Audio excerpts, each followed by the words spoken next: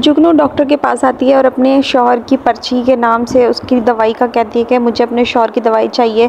Doctor उसे समझाता है कि हम इस तरह से दवाई नहीं लिखते, लेकिन वो रोने लग जाती है। वो कहती है मैं मजबूर हूँ, मैं बता नहीं सकती घर वाले, अगर मैंने घर वालों को बताया तो खुर्रम मुझे तलाक दे देगा, मेरे पास कोई चारा नहीं है, प्लीज़ आप कोई मेडिसिन रेकमेंड कर दें।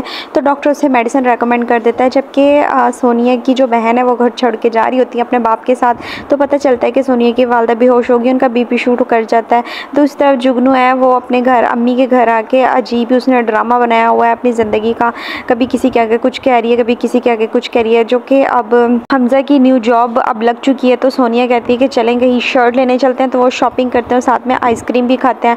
तो आइसक्रीम खाने के बाद जब वो वापस जा रहे होते हैं तो उनकी बाइक ख़राब हो जाती है। तो जुगनू घर पे जाती है और कॉल करती है कि अपनी बीवी को लेके तुम घूमने फिरने निकल गए हो, पुप्पो का कोई ख्याल नहीं है, पता है ना वो हार्ट पेशेंट है। तो वो समझाता है हमज़ा कि जब मैं आया था तो बिल्कुल ठीक थी, पुप्पो ने क्या हो गया है।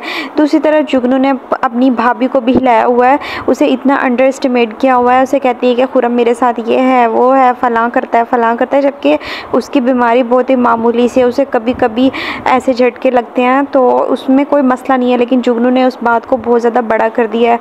इतने में सोनिया की जो अम्मी होती हैं उनकी दोस्त मिल जाती हैं। वो कहती है कि सोनिया चलो आओ, हमज़ा तो लड़का है वो जा सकता है इजीली, लेकिन तुम कैसे मैनेज करोगी, मैं तुम्हें ड्रॉप कर देती हूँ। तो वो उसे ड्रॉप करने के लिए घर आ जाती है।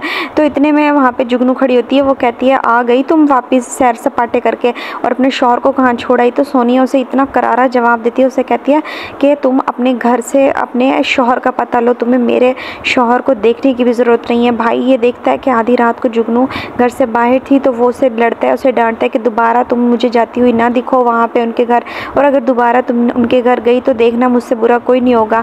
जबकि सोनिया जो है अपने शौहर को अच्छे से रेडी करके न्यू ऑफिस भेजती है। तो जो सोनिया की वालदा है उसकी दोस्त उससे आके मिलती है, बताती कि किस हालत में उसने सोनिया को देखा था। तो देखो तुम अपनी बेटी के बारे में सोचो, हमें सर्कल का भी ध्यान करना है, तुम सर्कल के आगे अपनी बेटी का सर ऊपर करो। और देखो तुमने भी तो शादी की थी ना, तो तुम्हारे घर वालों ने क्या तुम्हें गटर में फेंक दिया था? नहीं ना, तुम इस मकाम पे हो तो तुम अपने बेटी को भी ज़रा कॉन्फिडेंट में लेकर आओ, उसे माफ़ कर दो, क्योंकि बच्चों से गलतियां हो जाती हैं। तो वो अपनी दोस्त की बात समझ जाती है और अपनी बेटी और अपने शौहर के साथ सोनिया के घर चले जाते हैं सोनिया से मिलने के लिए। सोनिया देखती एकदम शॉक्ड हो जाती है, पुप्पो को आवाज़ देती है, कहती है कि पुप्पो देखें कौन आया मुझसे मिलने के लिए। सोनिया की वालदा पुप्पो से भी माजरत करती है, उसे कहती है मुझे माफ़ कर दे, जो हमारी पहली मुलाकात हुई थी, और सोनिया को अपने गले लगा लेती है। सोनिया बहुत ही रोती है अपनी वालदा के गले लग के, क्योंकि इतने दिनों बाद उसने माँ की आगोश में सर रख के बहुत सारे आंसू बहाए होते हैं।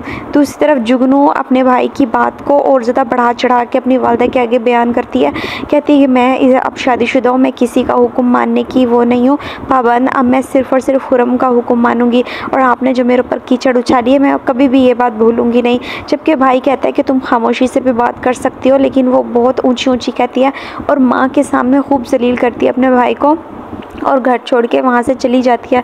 सब उसे खूब रोकते हैं लेकिन वो रुकती नहीं है। जबकि सोनिया के पेरेंट्स इंतज़ार कर रहे होते हैं कि किस कब आएगा हमज़ा लेने के लिए, कि हमज़ा को जुगनू मिल जाती है और वो उसे लेके होटल में बातचीत कर रहा होता है। अब देखते हैं क्या होगा, जुगनू बना लेगी हमज़ा के दिल में जगह।